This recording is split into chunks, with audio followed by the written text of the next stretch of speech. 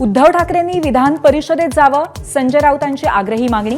महाविकास आघाडीचा सावध पवित्रा. तर परिषदेत जायचं असेल तर शिंदेंना फोन करा, म्हस्केंचा ठाकरेंना सल्ला.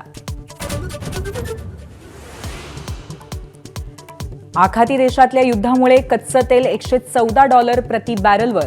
मागील आठवड्याच्या तुलनेत 20% मोठी वाढ. भारतालाही झळ बसण्याची शक्यता. एलएनजीच्या तुटवड्याचा उद्योगांना फटका. संभाजीनगरमध्ये एलएनजी अभावी 5 मोठ्या उद्योगांचं उत्पादन ठप्प. आणखी काही उद्योग ठप्प होण्याची शक्यता.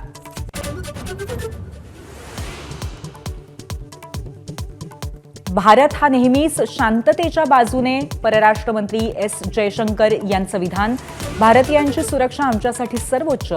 एस जयशंकर यांचं वक्तव्य.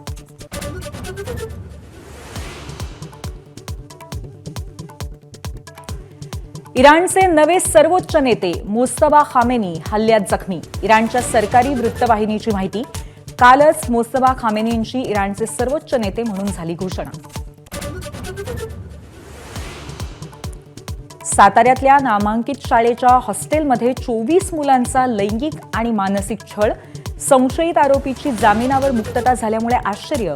आरोपी ऋषिकेश चव्हाण केअरटेकर म्हणून करत होता काम. T20 विश्वचषक जिंकल्यानंतर देशभरात जल्लोष. टीम इंडियाच्या अभिनंदनाचा लोकसभा आणि विधानसभेत प्रस्ताव.